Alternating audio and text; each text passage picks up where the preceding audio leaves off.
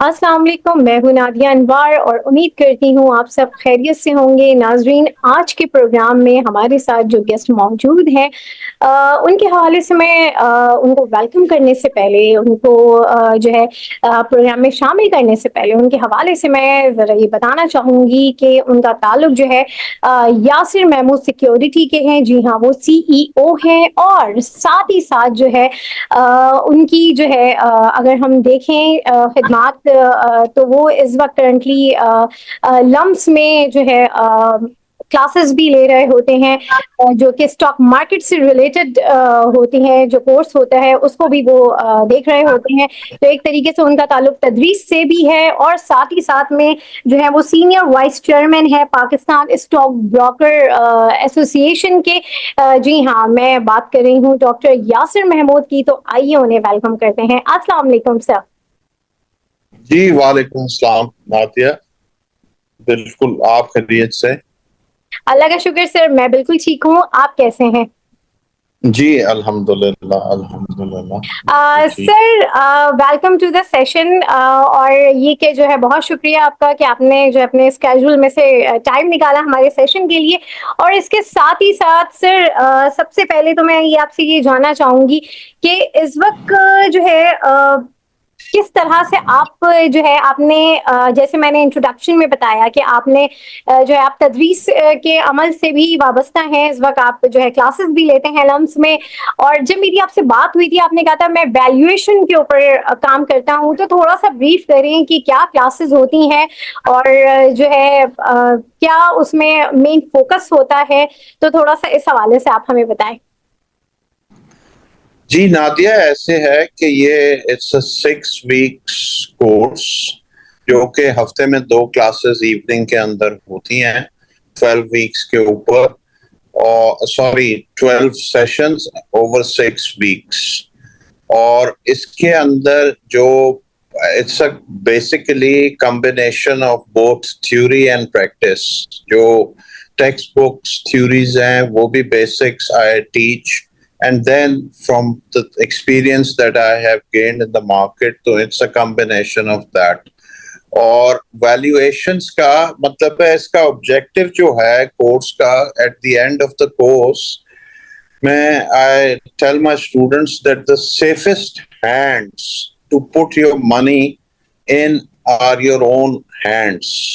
कि आपके अपने आप से बेहतर कोई बेहतर फैसला नहीं कर सकता। तो ऑब्जेक्टिव कोर्स का यही है कि वो at the end of the course they should be able to on merit decide and select stocks. और उसके अंदर डिफरेंट पैरामीटर्स जैसे वैल्यूएशन रेशियोज होते हैं, फ्रेमवर्क होता है, approaches, top down approach, bottom up approach. तो ये सारी चीजें हैं इसके अंदर हम लोग। और इसका बेस्ट पार्ट ये है that it is an interactive learning session, it's not a lecture based thing. मतलब है हम लाइव के स्टडीज देखते हैं, स्टूडेंट्स के क्वेश्चंस बड़े इंटरेस्टिंग होते हैं जिनका हर दफा आंसर नहीं होता, but you have to discuss and arrive at conclusions. तो it's an interactive learning process, two-way learning process है। I equally benefit from this teaching।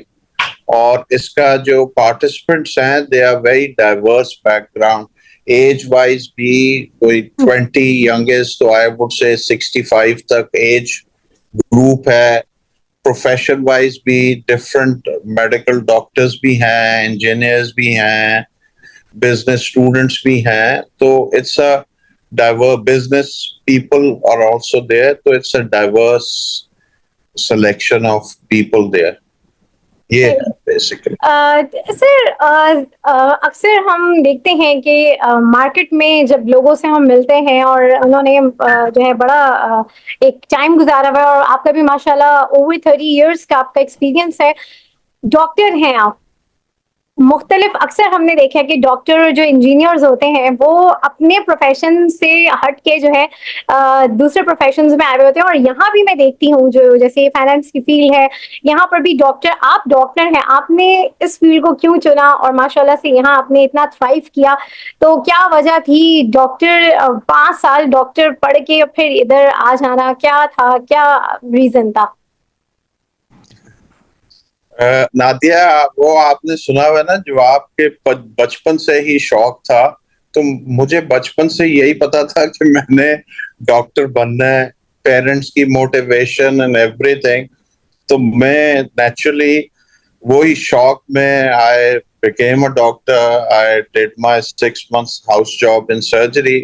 But final year के अंदर मुझे थोड़ी सी रियलाइजेशन हो रही थी कि ये सच्ची बात है, पढ़ाई बड़ी करनी पड़ती थी। तो वो और उसके जो उस टाइम पे जो इसका था ना करियर, वो आप 6-7 साल पढ़ाई करते थे, हर साल एग्जाम देते थे, फिर फेल होते थे, फिर तैयारी करते थे टू बिकम अ स्पेशलिस्ट।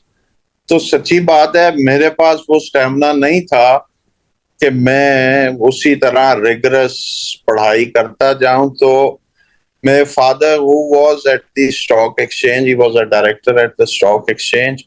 तो मुझे उस टाइम पे रियलाइजेशन हुई that I should go to come to adopt this profession. और फिर उसके बाद जब मैंने ये डिसाइड किया, तो फिर उस वक्त लम्स के अंदर एमबीए शुरू हुआ था। I belong to the second batch. तो फिर मैंने 2 साल लगा के एमबीए किया, और उसके बाद then I joined my father here at the stock exchange. तो उस वक्त से फिर इधर ही गुजारा कह लें। शुक्र अल्हम्दुलिल्लाह, अच्छा जर्नी चल रही है। सही। अच्छा सर, ये मुझे बताएं कि माशाल्लाह से इतना टाइम आपने जो है इस मार्केट में आपका गुजरा है, और जो है इस मार्केट को आपने बड़ा माशाल्लाह आप पढ़ा भी रहे हैं इस हवाले से। तो कितने क्या उतार चढ़ाव देखे आपने इन 30-35 सालों में? तब कैसी थी मार्केट, अब क्या है, तब बेहतर थी या अब बेहतर है?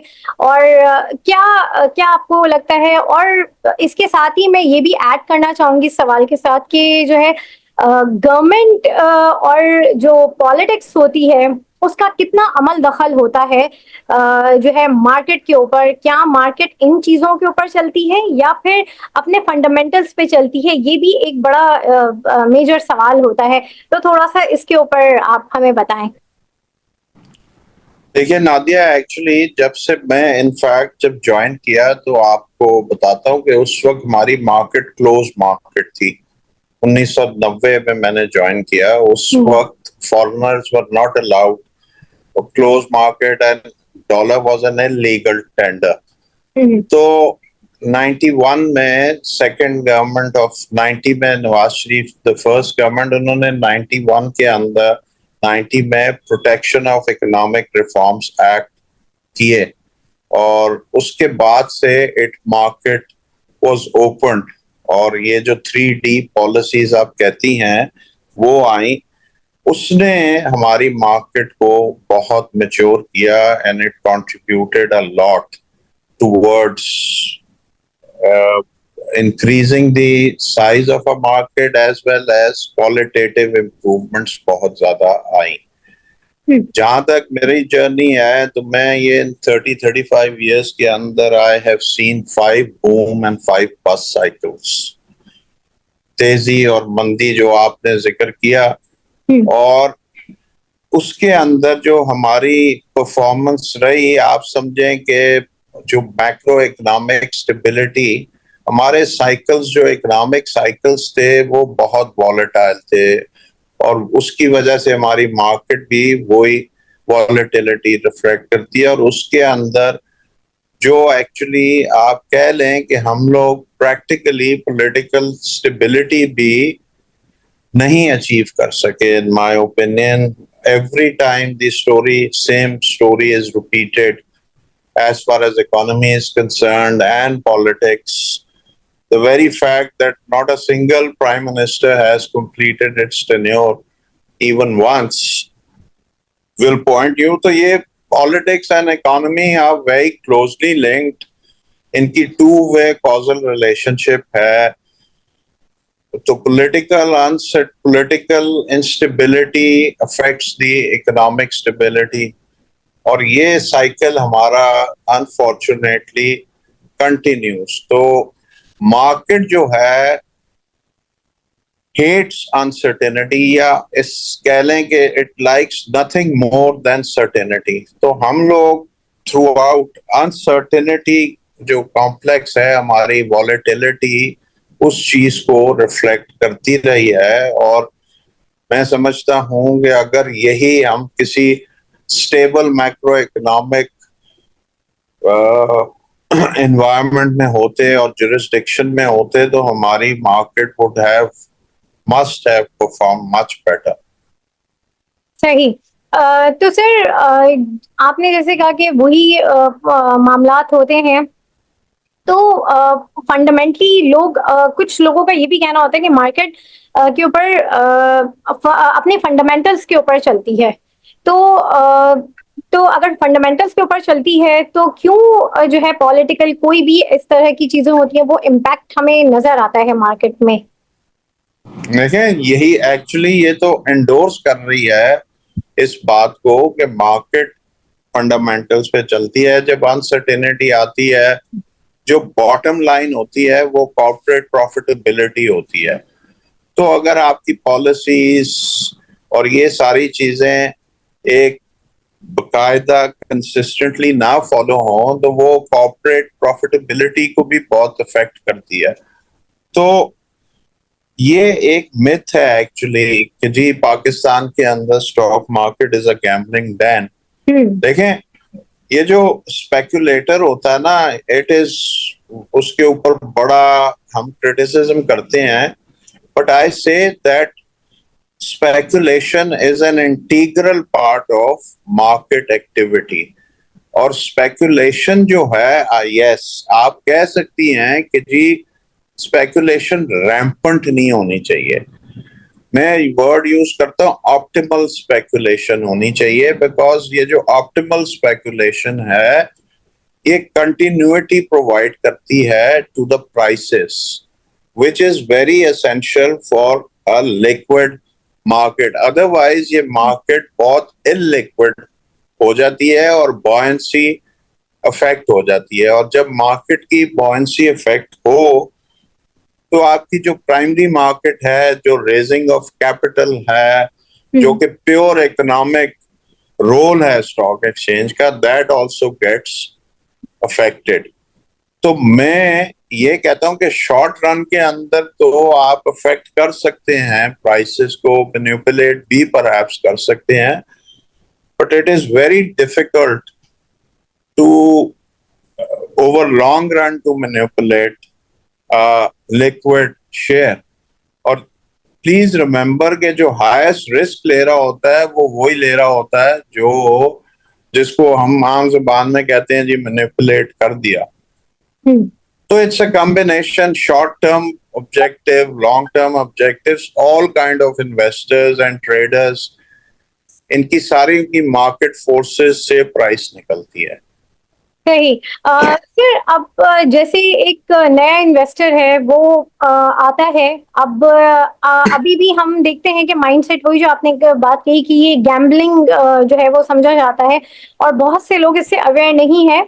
आज भी हम ये देखते हैं कि एक रिटायर्ड आदमी अपनी पेंशन के पैसे तो जरूर इन्वेस्ट करता है, लेकिन एक जो यंग जनरेशन जो अभी फील्ड में आई है, मार्केट में काम कर रही है, उनको अगर सेविंग पॉइंट्स ऑफ व्यू देखा जाए तो वो अभी भी स्टॉक मार्केट की तरफ उनका ध्यान नहीं होता, लेकिन कुछ हो भी रहे होते हैं। तो इस हवाले से आप क्या कहेंगे कि क्या आना चाहिए, और इस तरह की कोई कोर्सेज वगैरह हमारी रूटीन में, हमारे जो कोर्सेज होते हैं उसमें नहीं होता है स्टॉक मार्केट के हवाले से, उसको अवेयर किया जाए। तो जो नई जनरेशन है उसमें ये चीज हम किस तरीके से उनको अवेयरनेस दें कि यहाँ पर भी एक बेहतर प्लेटफॉर्म जो है वो उनका वेट कर रहा है। देखिए नादिया, इसमें सबसे पहले तो काम ये है कि हमें financial literacy we should start the programs at the school going age, और बाहर other jurisdictions में investment financial literacy is taught at school level. हमारे भी अब recently SECP बड़ा effort कर रहा है of increasing the financial literacy, और बहुत वो इसके ऊपर emphasis दे रहे हैं. तो सबसे पहले तो ये है कि one should start educating at a young age. हमारे ये एक reality है perhaps के जो livelihood या जो earning potential होता है वो comes around late 20s या 30s या mid, मतलब उससे पहले तो किसी के पास वो इतनी सेविंग्स भी नहीं होती ना हमारे एनवायरनमेंट के अंदर.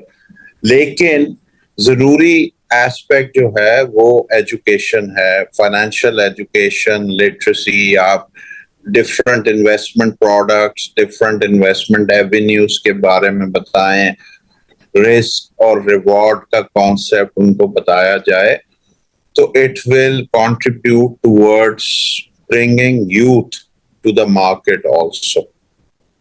सही. सर, अब जरा सा मुझे ये बताएं कि यहाँ पर अगर मैं ये पूछना चाहूँ कि अभी जैसे हमारे यहाँ अभी बजट आया, बजट के बाद टैक्सेस एक आम आदमी के लिए, अगर मैं मार्केट को देखूं तो मार्केट तो बहुत अच्छी हो गई, लेकिन एक आम इंसान के लिए जो है बहुत ही मुश्किल ये था बजट. टैक्सेस बहुत ज्यादा लग गए हैं. अगर अभी जो हमने इन्फ्लेशन के जो नंबर्स जो कम हो गए थे वो दोबारा से बढ़ गए हैं, ऐसे में नेक्स्ट आने वाली मॉनेटरी पॉलिसी आपको कैसी लगती है? क्योंकि जो हमारी एक्सपेक्टेशंस थी मॉनेटरी पॉलिसी को लेके कि जो अभी कम हुए हैं, मजीद और 3-4 नंबर्स मजीद कम होंगे, लेकिन जब इन्फ्लेशन के नंबर बढ़ गए हैं तो मॉनेटरी पॉलिसी का क्या आपको लगता है कि इंटरेस्ट रेट में कोई फर्क आएगा? देखिए नादिया, मैं अगर आप मुझसे पूछें कि मार्केट इकोनॉमी की क्या असेसमेंट है, तो I will say it's a mixed bag. सबसे पहले तो if we compare it with just 1 year ago, June 30th हमारी सिचुएशन जो थी, उससे अगर हम मैक्रो इकोनॉमिक वेरिएबल्स को देखें, जिसके अंदर इन्फ्लेशन देखें, जिसमें करंट अकाउंट डेफिसिट देखें, ट्रेड डेफिसिट देखें, तो ये बहुत इम्प्रूव की हैं. हमारी जो सिचुएशन 1 साल पहले थी, इट वाज वेरी डायर. तो we have to realise this कि हमारी जो सिचुएशन है मैक्रो पॉइंट ऑफ व्यू से इम्प्रूव अपॉन की है. अब आगे जाके यू आर वेरी राइट कि जो पेस है it can get affected, but I feel ये जो decisions हैं, they are very painful decisions as far as everyone, not only poor, middle class, every society element segment is affected. इसमें कोई दो राय नहीं है. लेकिन जो हमारी सिचुएशन पहुंच गई हुई है, इट्स अ बिटर पिल. आप समझेंगे जी, हम लोग पहले वेंटिलेटर पे थे, तो अभी हमारा वेंटिलेटर से हम उतर गए हैं. हम इस वक्त प्रोबेबली आईसीयू में हैं. आईसीयू से जब चीजें बेहतर होंगी तो then we will be shifted to private room gradual. तो this is how I draw parallel. हमारी मार्केट जो है, आई वुड से इस वक्त it was practically on ventilator a year ago. तो वेंटिलेटर उतर गया है, तो we should all be hopeful कि ये जो इसमें आईएमएफ है, आईएमएफ को हम लोग बड़ा क्रिटिसाइज करते हैं, बट अनफॉर्चुनेटली जिस स्टेज पे हम पहुंच गए हुए हैं, वो हमारे पास कोई अदर ऑल्टरनेटिव नजर नहीं आता. So we all have to be prepared to undergo this hardship. अभी ये इकोनॉमी का जो इफेक्ट है प्राइसेस का. Having said that, जो बड़ी important variable for an import dependent economy like us international oil prices हैं. अगर इंटरनेशनल ऑयल प्राइसेस खुदा ना खास्ता बढ़ती हैं तो yes it will have a negative impact, और अगर वो नीचे आती हैं तो that is one silver lining that can happen for a country like us. और ये जब आईएमएफ की डील अगर इंशाल्लाह हो जाएगी तो मैं उस पे जो एक्सचेंज रेट है उसको भी आई सी स्टेबल. तो ये इन्फ्लेशन ग्रेजुअली आई थिंक नीचे इंशाल्लाह आएगी. This is my view. सही। तो सर अब मुझे ये बताएं कि जैसे लोग कहते हैं कि अगर मॉनेटरी पॉलिसी में कुछ चेंज होता है तो जो है जो बैंकिंग सेक्टर की प्रॉफिटेबिलिटी है उसमें भी इफेक्ट होता है, और अभी हम देख रहे हैं कि बैंकिंग सेक्टर जो है वो बहुत ज्यादा थ्राइव कर रहा है. तो फर्दर आप इसको कैसे देखते हैं कि क्या इस पे कोई असर पड़ेगा इनकी प्रॉफिटेबिलिटी के ऊपर? देखिए, ये तो फैक्ट है कि हाई इंटरेस्ट रेट एनवायरनमेंट में स्प्रेड्स ज्यादा होते हैं, बैंक्स की तो प्रॉफिटेबिलिटी डेफिनेटली बढ़ती है. और but at the same time हमें ये भी ज़हन में रखना चाहिए कि विद दैट लार्ज या higher interest rates non performing loans का भी जो है इम्पैक्ट बढ़ जाता है. तो यस, जो इंटरेस्ट रेट्स नीचे आएंगे उसकी वजह से प्रॉफिटेबिलिटी बैंक्स की अफेक्ट हो सकती है, लेकिन जो हमारा रिस्क फ्री प्रीमियम जो है जब वो कम होगा तो वैसे ही सिक्योरिटी मार्केट्स की जो प्राइसेस हैं दे गेट अ बूस्ट और वैल्यूएशंस बेहतर हो जाती हैं when you have a declining interest rates. तो उस वजह से मैं इतना मेजर इम्पैक्ट नहीं देखता on banks. They would continue to do well in my opinion. सही। अच्छा सर, अब जरा सा मैं ये जानना चाहूंगी कि मजीद ये बताएं कि जैसे आपने कहा कि आपके फादर भी स्टॉक एक्सचेंज में माशाल्लाह डायरेक्टर की पोजीशन पे थे, तो क्या अभी जो लोगों को बहुत ज्यादा एक कंप्लेन होती है इंतजामिया के हवाले से, जो मैनेजमेंट होती है उसमें ये होता है कि जैसे कोई भी अफवाह, जैसे मार्केट में कोई भी बात है, कोई भी न्यूज है, वो अगर गर्दिश कर रही होती है तो वो इन्वेस्टर को बड़ा ही डायरेक्ट हिट करती है. मतलब लोगों को अक्सर ये होता है, जो नए जो इन्वेस्टर होते हैं जिनको इतना नहीं पता होता, वो बहुत ज्यादा अफवाहों में आके वो अपना नुकसान भी कर देते हैं. तो इन चीजों को किस तरह से कंट्रोल किया जाए? क्या ये मैनेजमेंट का काम होता है कि इन चीजों को कंट्रोल किया जाए? और अक्सर जब हमने मैनेजमेंट से भी इस हवाले से थोड़ी बहुत बात की थी तो मैनेजमेंट का ये कहना था कि हर जो जो न्यूज आती है, अगर उसमें कोई सदाकत होती है तो हम उसको जो है जरूर आगे करते हैं, लेकिन इस तरीके से तो पूरा दिन बहुत सी न्यूज़ेस आती हैं तो हम हर न्यूज को जो है वन बाय वन करके हम उसको नहीं देख सकते. तो लेकिन जो एक इन्वेस्टर है वो इससे बहुत बुरी तरह मुतासिर होता है. तो क्या करना चाहिए इस चीज से? कैसे इस चीज को ओवरकम किया जा सकता है? देखिए, आजकल के सोशल मीडिया के अंदर ये आपकी बात सही है कि जो फेक न्यूज के भी चांसेस बहुत बढ़ जाते हैं. तो द बेस्ट अप्रोच इज कि आप पीएसएक्स का वेबसाइट है, डाटा पोर्टल है, वहां पे अनाउंसमेंट्स आती हैं. तो जो भी आप कोई न्यूज र्यूमर पढ़े, you go to the website and confirm from there कि वो news is it there or not. तो that is the best way to verify कि जो कोई rumor है कि उसमें क्या सच्चाई है. It is to just go refer to the PSX website. वहाँ पे announcements, corporate announcements सारी दी होती हैं और उनका emphasis होता है कि it is released as soon as possible. तो this is the best way कि आप अपने आप को ये र्यूमर्स के से बचा सकते हैं. सही। अच्छा सर, ये ज़रा बताएँ कि लोगों को कंपाउंडिंग की पावर का अंदाज़ा नहीं होता है, पता नहीं होता है, तो इस हवाले से आप मुझे बताएँ कि ये क्या होता है? थोड़ा-सा इसको ब्रीफ़ करें।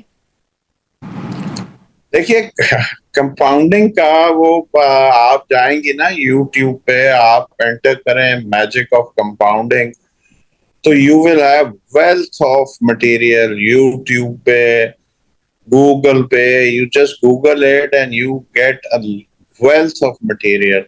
मैं मैजिक ऑफ कंपाउंडिंग में एक चीज जो है, जो टीच करता हूँ अपनी क्लास को भी, वो करता हूँ रूल ऑफ 72। रूल ऑफ 72 ये कहता है कि आप अगर ईयर्स दे दें, 72 फिगर को अगर आप ईयर से डिवाइड कर दें कि जी मेरे पैसे 5 साल में डबल होने चाहिए, तो किस रेट के ऊपर मेरी इन्वेस्टमेंट ग्रो करे, तो आपको वो आंसर मिल जाएगा। कन्वर्सली आप अगर उसको 72 को रेट ऑफ ग्रोथ जो है आपका वो दे दें, तो वो आपको नंबर ऑफ ईयर्स दे देगा, the number of years it will take to double your money. तो ये एक्सप्लेन करने के लिए, फॉर एग्जांपल जो फाइनेंस के स्टूडेंट्स और जो उनको तो ये कॉन्सेप्ट क्लियर है, बट फॉर अ लेमैन मैं अगर इसको ऐसे समझाऊं कि अगर आपका पैसा ग्रो करे एट अराउंड 24%, 23%, तो आप 72 को 23 से डिवाइड करें, तो तकरीबन 3 इयर्स में योर मनी डबल्स। अब छोटा सा एग्जांपल ले लेते हैं ऑफ अ पर्सन जो पाकिस्तान में एनवायरनमेंट है कि लोगों के पास सेविंग्स, जॉब, ये वो अराउंड 30 आती है। 30 से 60 इयर्स में रिटायर हो जाता है हमारे पाकिस्तान के अंदर गवर्नमेंट सर्वेंट। तो आपके पास 30 इयर्स का टाइम पीरियड है। अगर if you start investing at the age of 30 और इस पे आपका ग्रो करे 24% पे, तो आपका money invested will double every 3 years. तो 30 इयर्स में you will have 10 doubling periods. Her every 3 years your money doubles. तो 10 साल, 10 दफा आपको 30 साल में मौका मिलेगा। तो ये छोटा सा अमाउंट जो एग्जांपल है वो ये है कि अगर आपने 1 मिलियन रुपीज इन्वेस्ट किया एट द एज 30, वो आपका उसी रेट से ग्रो किया, तो by age 60 that money would grow to 1 billion rupees. तो this is how I would like to, आप उसको 1 लाख कर लें, आपने इन्वेस्ट किया तो 30 इयर्स में वो 10 करोड़ हो जाएगा। आपने 10,000 किया तो वो 30 इयर्स में 1 करोड़ हो जाएगा। दिस इज हाउ कॉन्सेप्ट है कि री investment in everything over number of years, 1% जो growth, annual compounded growth rate में अगर फर्क पड़े, तो 30 इयर्स में इतना बड़ा ह्यूज फर्क पड़ जाता है। This is called magic of compounding. Combined, तो ओके। ये जी जी जी। बताएं अ, आप। अच्छा सर, अब ज़रा से मुझे ये बताएँ कि अ, पाकिस्तान की जो मार्केट है, अगर हम इंडिया और दूसरे ममालिक से अगर हम देखें, तो उस हिसाब से मेंबर्स नहीं है। ऑल्दो कि अगर हम इंडिया की मार्केट को देखें तो वो एक ह्यूज मार्केट है पाकिस्तान की मार्केट के हवाले से। लेकिन हम देखते हैं कि उस तरह से मेंबर्स नहीं है। जो है कितना, क्यों, क्या वजह है? क्या अवेयरनेस की कमी है? क्या वजूहत हैं? देखिए, सबसे पहले तो आप ये देखिए कि अगर आप पाकिस्तान और इंडिया का ही एग्जांपल ले लें, हुँ, तो हमारे यहाँ जो नंबर ऑफ सीडीसी अकाउंट्स हैं या जो, वो 3 लाख हैं। हुँ, हमारी पॉपुलेशन अगर 25 करोड़ की है, तो हमारी जो पॉपुलेशन, इन्वेस्टर पॉपुलेशन है वो 0.1% भी नहीं है। इंडिया की अगर अब पॉपुलेशन आप ले लें कि जी एक तरफ 40 करोड़ 50 करोड़ है, तो वहां पे जो अब इन्वेस्टर बेस है या सीडीसी अकाउंट होल्डर्स हैं, they are in excess of 10 crore. मेरा ख्याल है it would be nearing around 15 crore या 13-14 करोड़। तो उनका जो रीच है, जो population which is in the stock market, वो तकरीबन 7.5% ऑफ द पॉपुलेशन है। तो सबसे पहले तो ये डिफरेंस देखिए। फिर इन टर्म्स ऑफ साइज, हमारी जो मार्केट है वो टोटल मार्केट $40 बिलियन की है इस वक्त। उनकी जो लार्जेस्ट कंपनी है जैसे रिलायंस है या टाटा कंसल्टेंसी, वो एक कंपनी 250 यानी $1 मिलियन की कंपनी है। तो ये कंपैरिजन है। उनकी मार्केट कैपिटलाइजेशन भी इस वक्त $5 ट्रिलियन के करीब है, हमारी 40। तो more than 100 times bigger is their stock market या capital market। उनकी इकोनॉमी हमसे जो है almost 10 times बड़ी है, बट उनकी जो स्टॉक मार्केट है हमसे it is 100 times, more than 100 times bigger। और ये एक रियलिटी है that we all have to accept। सही। सर अब मुझे ये बताएं कि 2024 में आप स्टॉक मार्केट का फ्यूचर कैसा देख रहे हैं? क्या आगे अभी किस तरह से आपको लग रहा है कि मार्केट आगे रहेगी और क्या फ्यूचर एक्सपेक्ट कर रहे हैं आप? देखिए नादिया, अगर हम अपनी मार्केट की हिस्ट्री देखें तो अगर हम 30 इयर्स को देखें तो हम लोगों की market compounded annual growth rate कोई 14% से ग्रो की है लास्ट 33 इयर्स में। उसमें से अगर आप ले लें फ्रॉम 2000 टू लेट्स से 2020 तक 19 तक, तो 20% एनुअल कंपाउंडेड ग्रोथ रेट था। फिर 5 साल 19 से आप समझें 23 तक इट वाज -10%।